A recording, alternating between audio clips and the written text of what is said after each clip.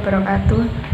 Permisi Pak, perkenalkan nama saya Fadila Kusmasari dari Sarjana Terapan Kebidanan Kediri tingkat 2 dari nomor absen 7.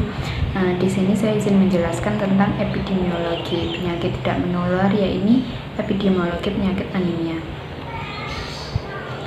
Nah, pertama mengapa saya mengambil anemia? Anemia merupakan masalah kesehatan utama di masyarakat yang sering dijumpai di seluruh dunia. Nah, terutama ini di negara berkembang seperti Indonesia.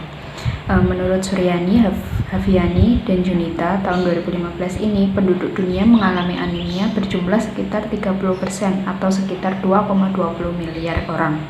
Nah, prevalensi anemia secara global sendiri sekitar 51%.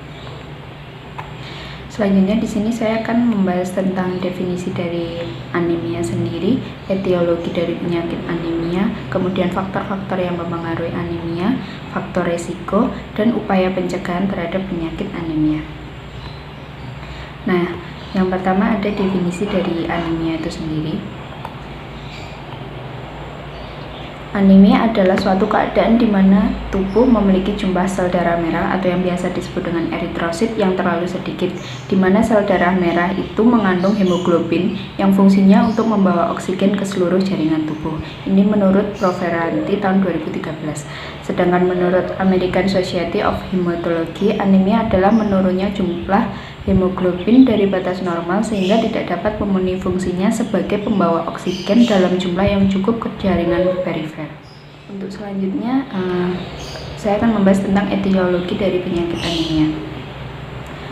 Menurut Sudoyo dan kawan-kawan di sebuah penelitian tahun 2014, penyebab anemia itu sendiri antara lain karena gangguan pembekuan eritrosit oleh sumsum tulang belakang.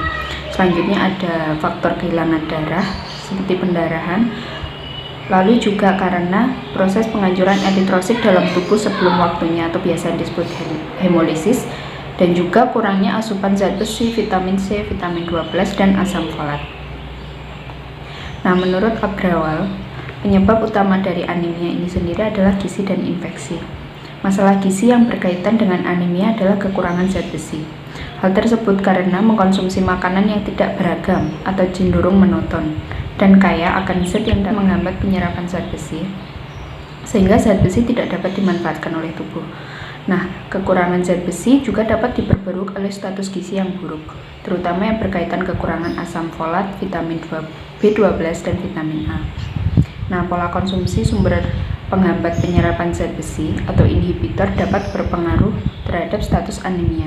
Sumber makanan yang mengandung zat penghambat zat besi atau inhibitor atau yang mengandung tanin dan oksalat adalah seperti kacang-kacangan, pisang, bayam, kopi, teh, dan coklat. Selanjutnya ada faktor-faktor yang mempengaruhi anemia.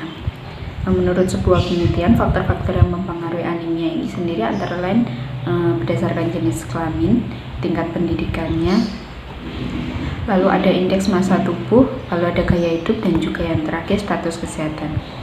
Nah, yang pertama jenis kelamin. Di sini diungkapkan laki-laki kurang beresiko menderita anemia dibandingkan perempuan. Mengapa demikian? Karena pada perempuan mengalami periode menstruasi setiap bulannya, di mana kehilangan zat besi sekitar 0,8 mg per harinya. Jadi dapat disimpulkan bahwa di sini perempuan lebih banyak menderita penyakit anemia ini. Lalu yang kedua dari tingkat pendidikan. Pendidikan yang dijalani seseorang memiliki pengaruh terhadap peningkatan kemampuan berpikir. Nah, semakin tinggi tingkat pendidikan seseorang akan semakin luas wawasan berpikir, sehingga keputusan yang akan diambil akan lebih realistis dan rasional. Dalam konteks kesehatan, tentunya jika pendidikan seseorang cukup baik, gejala penyakit akan lebih dini dikenali dan mendorong orang tersebut untuk mencari upaya yang bersifat preventif. Selanjutnya ada faktor indeks massa tubuh atau IMT. IMT kurang atau tubuh kurus hasil regresi logistik sederhana menunjukkan hubungan yang bermakna. Tubuh kurus mempunyai resiko 1,4 kali untuk menjadi anemia. Selanjutnya faktor gaya hidup. Nah, kebiasaan merokok, kebiasaan tidak sarapan pagi, dan kecukupan energi memenuhi 70% dari AKG yang dianjurkan mempunyai hubungan yang bermakna dengan kejadian anemia. Di sini dijelaskan Merokok sigaret berhubungan dengan tingginya konsentrasi hemoglobin, sekitar 0,3 sampai 0,5 gram per dl. Variabel ini tidak termasuk dalam analisis. Sedangkan sarapan pagi berpengaruh pada ketersediaan yang mendorong suplai fungsi berpikir otak dan suplai energi untuk melakukan aktivitas. Hasil penelitian yang dilakukan oleh Sukati menunjukkan prevalensi anemi lebih rendah pada anak yang biasa sarapan pagi dan ternyata mempunyai konsentrasi belajar yang lebih tinggi. Kekurangan energi mempengaruhi metabolisme tubuh termasuk utilisasi zat besi yang dikonsumsi. Oleh karena itu, variabel kecukupan energi juga berhubungan secara bermakna. Selanjutnya ada faktor dari status kesehatan. Hasil analisis Bivarivat dengan 3 variabel status kesehatan menunjukkan hubungan yang bermakna. Di sini dijelaskan, menderita sakit pada 1 tahun yang lalu maupun 1 bulan yang lalu berhubungan secara bermakna dengan anemia. Mengapa demikian? Sakit, terutama penyakit infeksi, mempengaruhi metabolisme dan utilisasi zat besi yang diperlukan dalam pembentukan hemoglobin dalam darah. Selanjutnya ada faktor-faktor resiko yang menyebabkan seseorang itu terkena anemia. Yang pertama adalah karena faktor rendahnya asupan gizi pada makanan. Pola makanan yang kurang seperti zat-zat penting bagi sel darah merah seperti zat besi, vitamin B12, dan asam folat dapat meningkatkan resiko dari anemia. Yang kedua, kondisi saluran cerna. Kondisi saluran cerna dapat mempengaruhi absorpsi nutrisi yang penting bagi pembentukan sel darah merah sehingga dapat meningkatkan resiko anemia. Selain itu, pendarahan akibat tukak lambung, tukak peptik, dan infeksi parasit pada saluran cerna juga dapat menyebabkan anemia. Nah, faktor yang ketiga ada menstruasi. Menstruasi yang dialami oleh para wanita dapat meningkatkan resiko anemia akibat kekurangan zat besi. Kehilangan darah. Menstruasi memicu pembentukan darah berlebih. Apabila tidak diikuti dengan peningkatan asupan nutrisi, terutama zat besi, nah ini dapat memicu terjadinya anemia defisiensi zat besi. Lalu yang keempat, karena faktor kehamilan. Kehamilan dapat meningkatkan risiko anemia akibat kekurangan zat besi. Hal ini disebabkan tubuh harus memiliki nutrisi yang cukup untuk tubuh ibu dan fetusnya, serta juga nutrisi untuk pembentukan sel darah fetus. Apabila tidak dibarengi dengan asupan nutrisi yang cukup, terutama zat besi, dapat menyebabkan anemia. Lalu faktor yang kelima, yaitu kondisi kronis seperti kanker, gagal ginjal, atau kegagalan hati. Lalu yang keenam ada faktor genetik dan sejarah keluarga. Sejarah keluarga merupakan faktor resiko untuk anemia yang disebabkan oleh genetik. Misalnya sickle cell anemia, thalassemia, atau Fanconi anemia. Lalu yang ketujuh ada zat kimia dan obat. Seperti beberapa obat dan zat kimia seperti benzena, penisilin, primaquine, dan lain-lain dapat menyebabkan anemia. Lalu yang kedelapan adalah karena faktor infeksi tertentu seperti gangguan pada darah dan autoimun, terkena racun kimia, dan menggunakan beberapa obat yang berpengaruh pada produksi sel darah merah dan menyebabkan anemia. Lalu resiko lainnya juga seperti menderita diabetes, lalu mengkonsumsi alkohol, dan orang-orang yang menjadi vegetarian ketat dan kurang asupan zat besi atau vitamin B12 pada makanannya. Baik, itu tadi sekilas penjelasan mengenai anemia secara umum. Nah, di sini saya akan menjelaskan konsep anemia dalam kehamilan. Nah, pengertian anemia dalam kehamilan. Anemia dalam kehamilan ini merupakan masalah kesehatan masyarakat dan ekonomi utama di seluruh dunia dan berkontribusi terhadap morbiditas dan mortalitas ibu dan janin.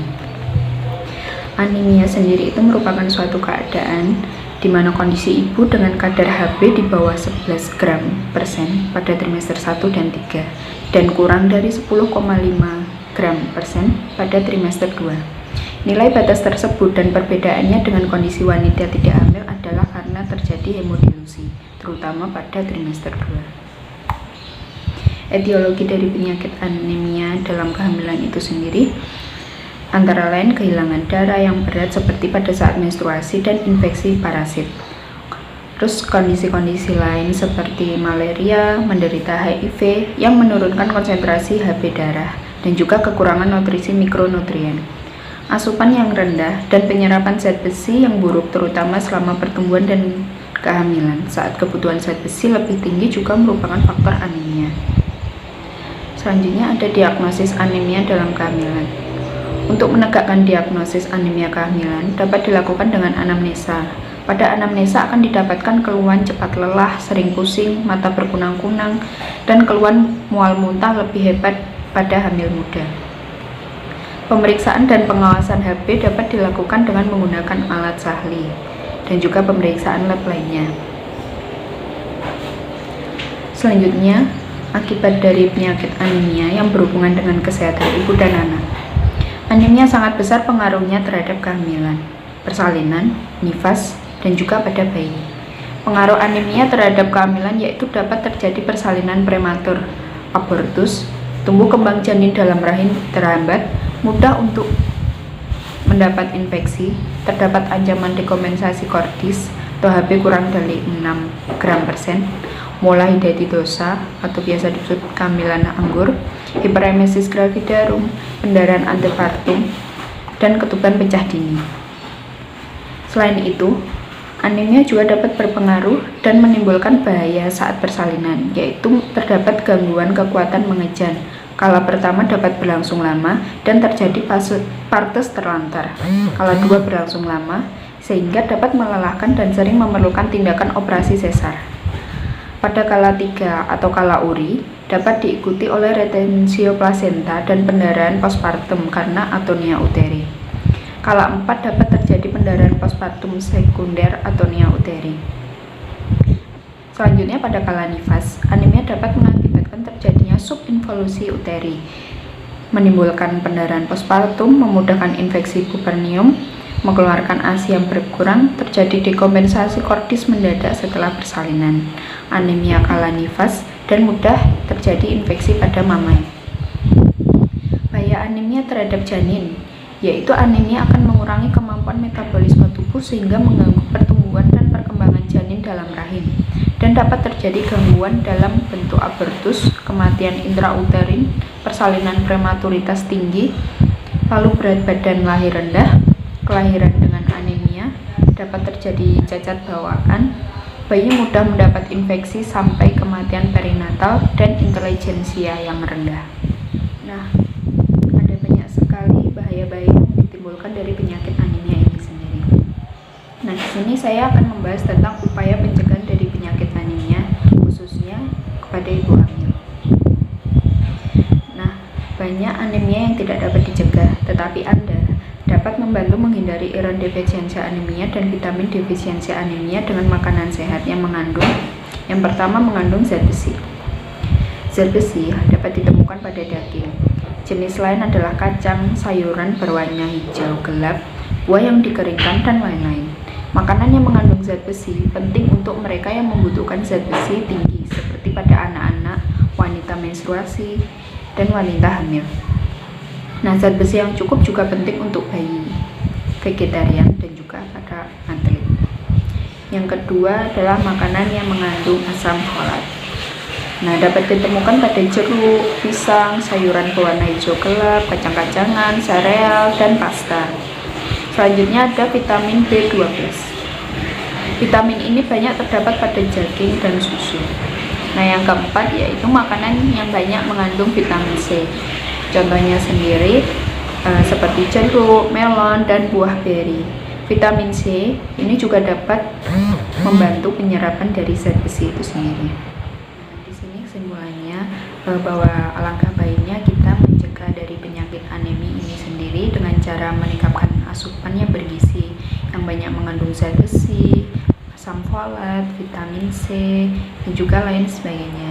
Semoga kita semua sehat selalu dan terhindar dari penyakit apapun. Sekian penjelasan dari saya. Apabila ada kurangnya saya memohon maaf, dan wassalamualaikum warahmatullahi wabarakatuh.